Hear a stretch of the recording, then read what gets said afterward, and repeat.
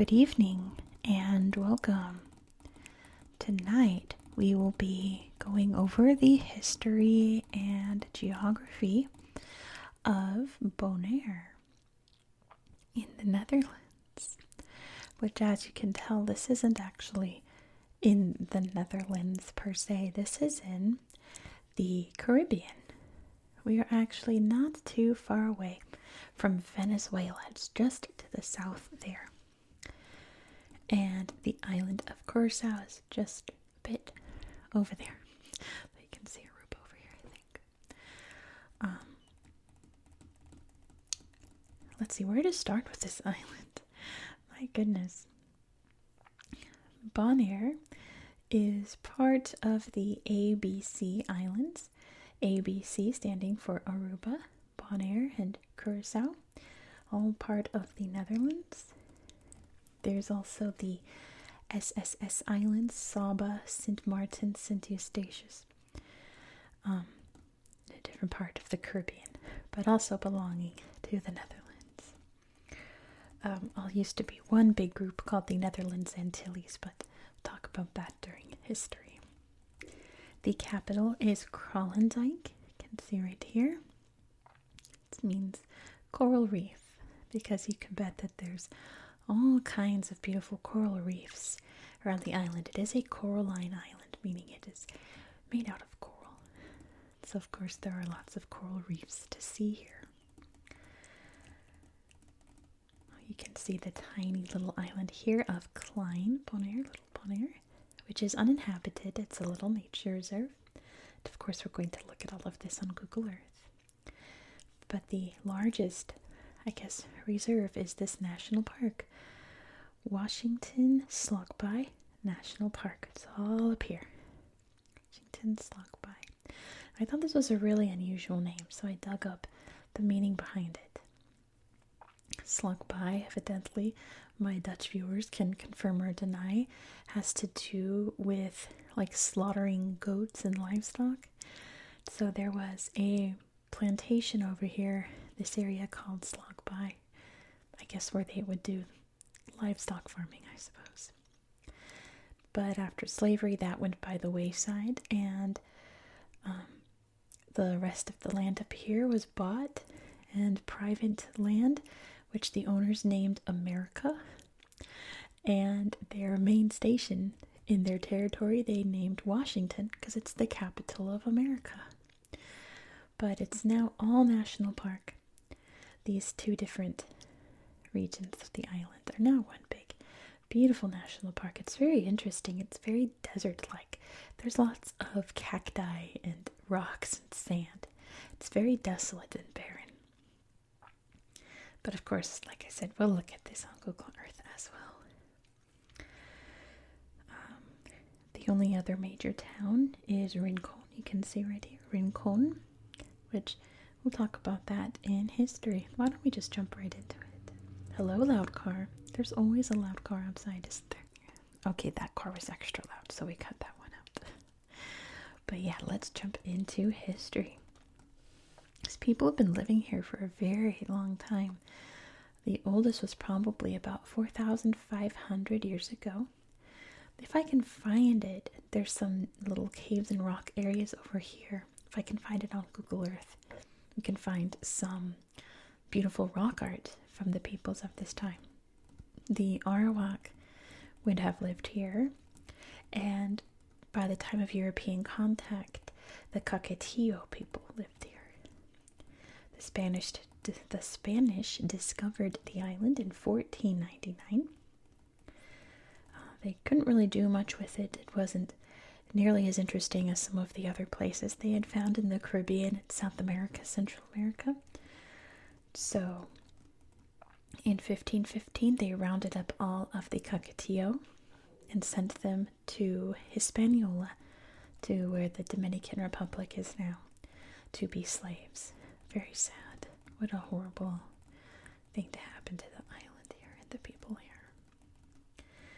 But the Spanish would take it over, of course. They established the town of Rincon in 1527, and it's deeply inland here to keep pirates away, to keep them from not being able to come in and raid.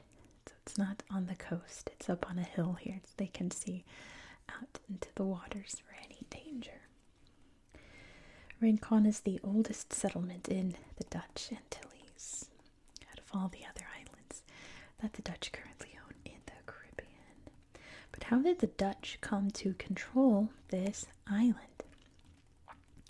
Well, from between the 1560s to 1648, the Dutch and the Spanish fought the 80 Years' War.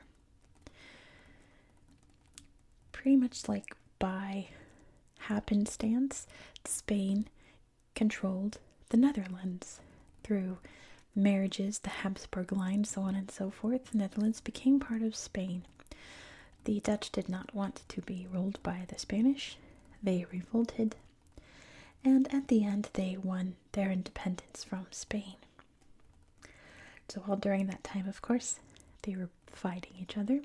In 1636, the Dutch conquered the island.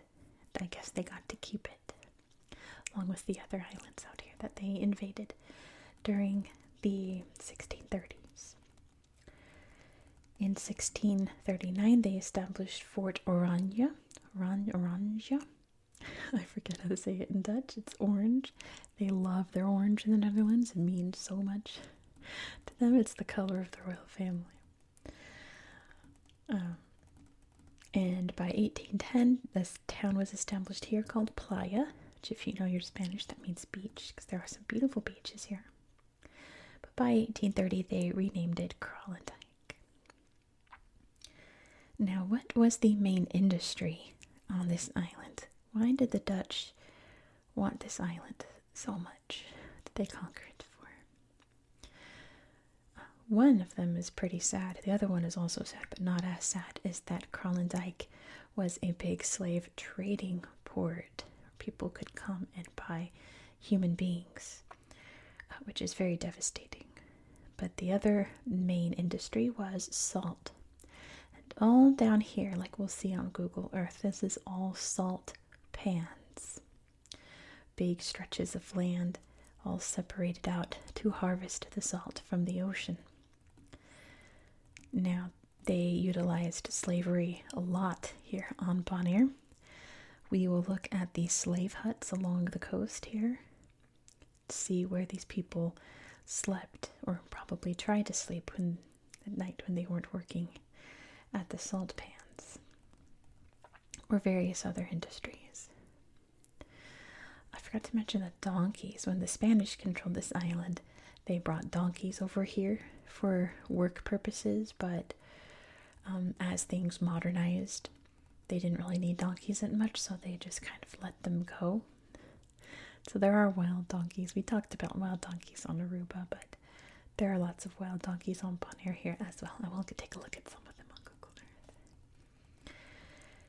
In 1940, World War II, this airport was built. It's now called the Flamingo Airport, but it was an airstrip for the Americans. The Dutch, at least when Dutch it was in control because they were invaded by Nazi Germany.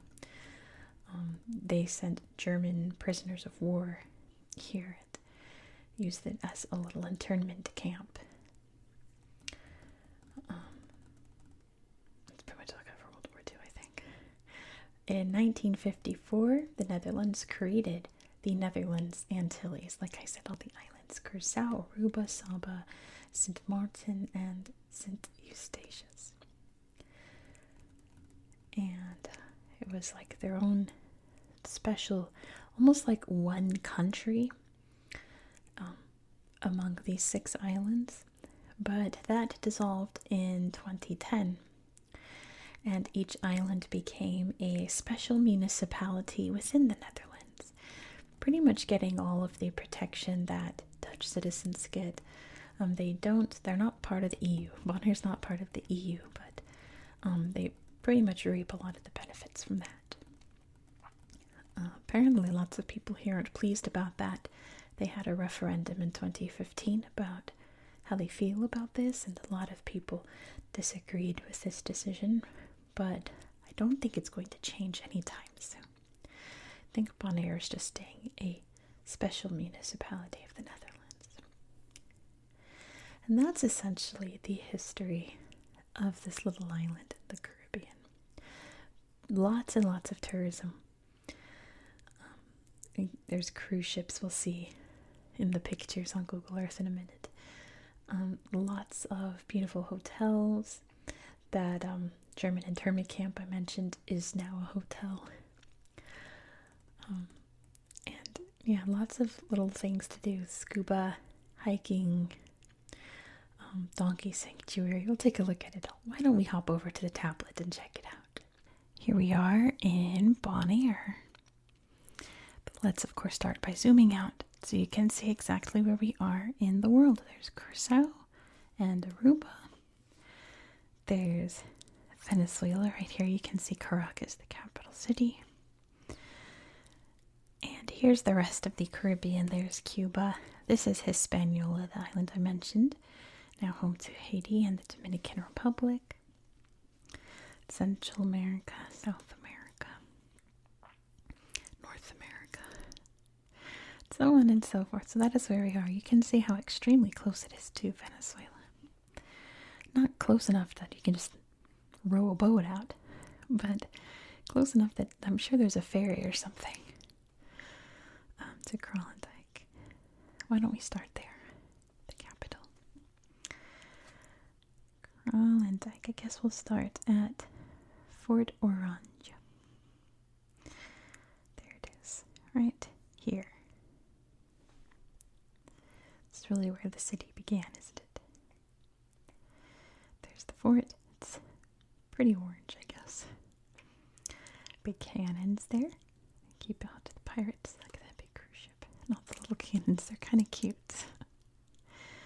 Windy day. You can tell by the palm trees, but look at the beautiful colors there. Oh, can you see the hummingbird? And look at these buildings. How charming is this? These are gorgeous. A pretty little town. There's the fort. Very distinct color, this other hummingbird. Another big cruise ship. A very distinct color, isn't it? The Dutch love their orange things. Big symbol of the country is the color orange. There's a cruise ship docked here in Google Earth. Look at that. Big monster boats. Let's see, you can see some resorts over here as well. This I read is the best beach in the town, Te Amo Beach. It's beautiful, isn't it? Big, this is a little diner in a double-decker bus. Pretty clever. Wow, wait, look at the color of this water. That is stunning. It's like jewel tones. And there we are underwater. You know, I love my underwater pictures. Wow, and it's sunset there. All the sand, all soft and warm, I betcha. Ooh, what are we getting? What are we getting? I want a burger. I'm weak for burgers. Truffle mushroom burger sounds great. Crispy chicken and bacon burger. Blue cheese and bacon burger. Yeah, I think I'll have a truffle mushroom burger. Some potato wedges. Oh, little fish friend is here. Some lovely coral. Oh, look at this. This looks pretty unreal, doesn't it? The sand doesn't look like real sand. This looks like an AI picture, but it's real. Oh my gosh. How are these colors real? How does Mother Earth make beautiful colors like this? What a remarkable place. The Caribbean is just something special, isn't it? Oops, sorry. Big cruise ship over there, too.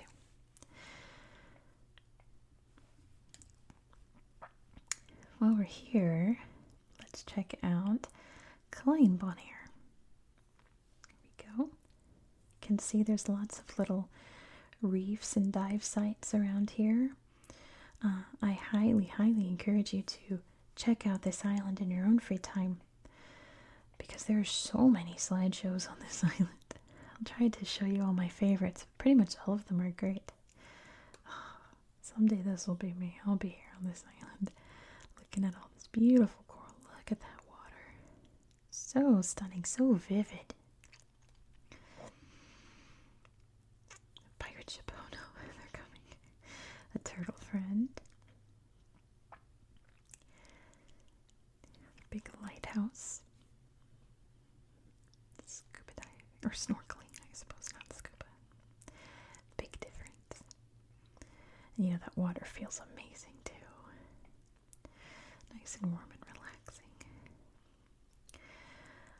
Let's head down to the salt. You see all these big salt pans here. All of these bright green, brackish colors because it's all salty water being harvested here. And over here are these slave huts. You see them on the beach. Let's see, this is a good slideshow. Yeah, so these little houses, these are the white ones. There's also yellow ones or kind of orangey ones. There they are. Little shacks. And at first I was like, there's worse accommodations. They're on the beach by the ocean with a roof and everything. I think that's a memorial there. But if you saw the insides of these, they are closets. It is a tiny little space. And they would put, do you see all the salt? Wow. They would put 6 people in each one. You can't stand up in them. They're too low. People were crammed in there. I don't know how you could sleep with 6 people shoved into a closet like that. It must have been unimaginable. Just torture, to be honest. But that is thankfully in the past. I forgot to mention when slavery was outlawed. I wrote it in my notes, but I forgot it. Obviously a big shift from plantation work to kind of tourism after that happened. The flamingo sanctuary. Let's see. Look at the flamingos. Also extremely pink. Lots of piles of salt over there. Flamingos love this kind of water. Flamingos don't there's donkeys. They don't like regular water. They have to be in weird water. It's got to be really warm or really brackish. Full of yummy things for them to find and eat. Little huts there. Look, oh my gosh. That's too many flamingos. They're silly long necks. They're such funny birds. Yeah, see, look at that. You have to crawl inside. And the roof is like right here, you can't stand up inside. Gosh, even for one person it would have been uncomfortable. They would put 6 people in there. Oh, I'm really glad that time is over. Let's look at the mangroves. You can see all the mangroves here at Lac Bay.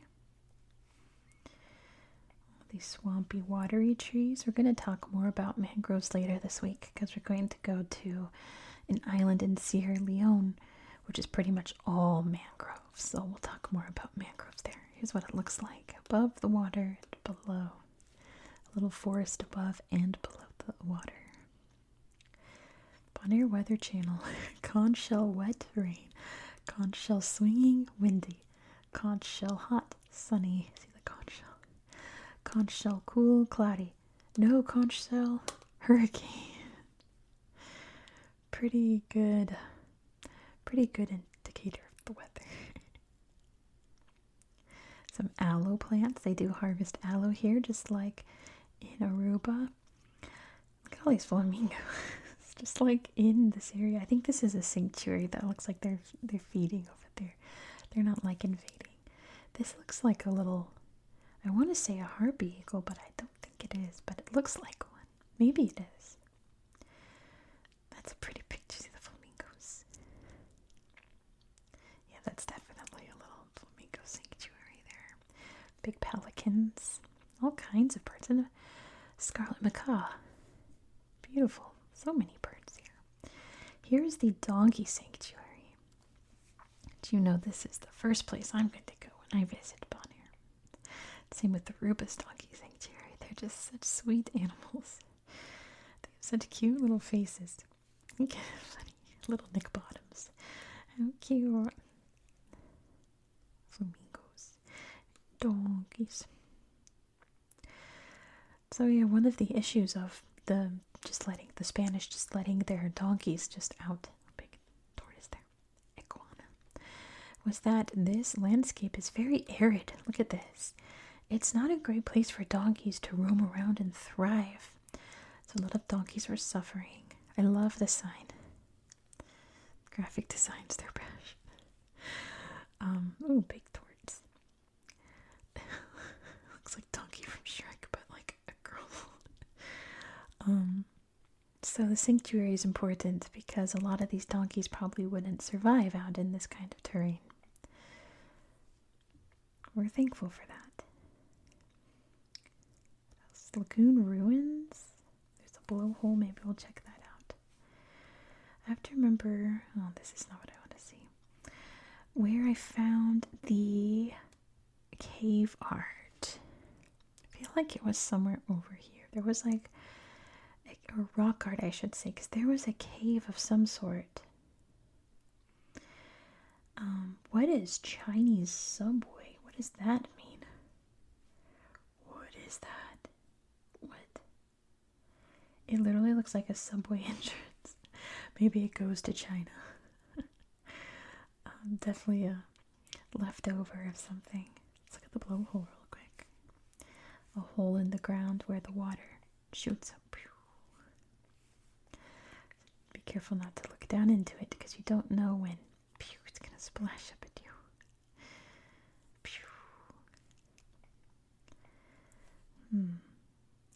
I want to say it was over here. I don't remember. Oh, here it is. Oh, that's the lighthouse. But Spelonk, I think, was the cave. Bonaire Caves. I think this is kind of a neat. I kind of like this feature they added now because you can get a preview so I know I'm in the right place. Because, do you see? Some neat art. I want to say this is on the tentative UNESCO list. I think there's something in Bonaire on the tentative list. I think it was this. It's either this or the national park. Look at the donkos. No paddling, the mangroves. There's some more neat art there. Karst caves. Karst rock is very soft, so it's very easy for caves like this to form in the very soft rock in this very watery place, right? Oh my gosh, there's a goat in the cave. How'd that goat get in the cave? Ooh, I don't know if I'd be comfortable doing that. I'd be scared. Once you learn about Nutty Putty Cave, caves are ruined for you for life. If you're like, what's Nutty Putty Cave? Don't look it up. Do not. It will ruin you forever. Just never trust a cave again. But let's head over to the national park. Washington Slugbye National Park. There's a couple slideshows here that are pretty neat. And we can really see kind of the desolation of this area. Well, not along the coast. The coast is beautiful. Old building there. All of the cacti. It's a pretty big one. Pretty old church. Iguana friend. And yeah, look at this landscape. It's so barren. It reminds me of like Mexico, like Sonoran Desert, Chihuahuan Desert up in northern Mexico. That's what it looks like to me. Fun flamingos, of course. They seem like they're everywhere. Look at this whale skeleton. You know what I learned the other day? That whales have hip bones for the same reason that we have tailbones, is that whales used to use hips. And yeah, see, they have their feet and their hip bones. Because, yeah, they used to live on land. They moved into the water. Pretty wild. Let's look at this one. You can see all the other beaches up here as well. Make sure this one, please. Visitor center. Look at more pictures. pictures of this pretty landscape. Very shelly beach up here. There's the big whale. I wonder what kind of whale it was. The first natural sanctuary of the Netherlands Antilles in 1969. Flamingos. Sorry that you hear my tummy so much. I don't know what's happening. Of course, my tummy was perfectly fine before filming. Now it wants to make all kinds of bubbly noises, as tummies tend to do when you don't want them to make noise. Of course they will. Look at this little cacti. What is happening here? I'm not sure. Big aloe plant. So yeah, pretty, and you can see there's not a lot happening up here, right? Some dive sites, some beaches, but pretty desolate, but in the best kind of way, isn't it? There's some salt over here. Salina. Let's take a look. Salina Matthias, I think. Oh, my tum-tum.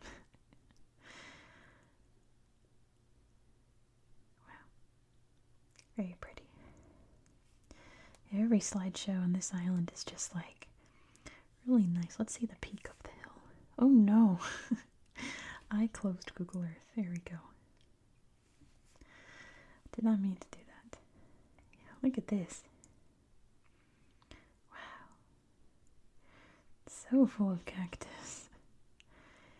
Yeah, you would not think, let's go to the Caribbean island and see the cacti. That is not, you think palm trees. I think of like steel drum music and I don't know, drinking out of coconuts. Here, this is Rincon. Everything I read about Rincon talked about this place, this distillery, because this is apparently the only place in the world where you can drink alcohol made out of cactus water. Alcoholic cactus juice. Apparently that only exists here. I don't drink, so I don't know. This looks like a mojito, but maybe that's the drink. I don't know. I think that's a mojito. But yeah, this is Rincon, this town right here. So you can see it is very far from the shore, so that pirates can't sail up and fire their cannons. This place, it's too far away. Let's look at one more place before we head out. Where should we go? Let's go over here and find a beach. Dive site. The 1,000 steps. Let's look at that. And then we'll look at this dive site. Whoa. Look at all these little rocks. They're so elongated. There's the steps going down to this beach. Wow, what a view. And you walk all the way down, but then you're rewarded. But then you gotta walk all the way back up when it's time to head back. Big old iguana there. Look at that big friend. 1,000 steps. A turtle friend.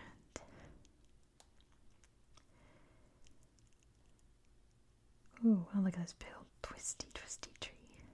A little fishy friend too. Look at this coral. Gosh, it looks like the cacti above ground, doesn't it? How fun. 1,000 steps. Wow. What big eyes you have. And big old cacti there as well. Alright, now let's do one more.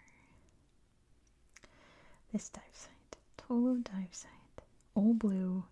Number 13. All of these areas are numbered. I'm guessing that they number all the dive sites. I'm guessing. But let's look at this to end the video. Thank you so much for watching. If you enjoyed this style of content, please consider subscribing. This is an ongoing series on my channel. Sadly, we're not going to have any more Google Earth for the rest of the week. Very, very unfortunate, but I do have some surprises for you.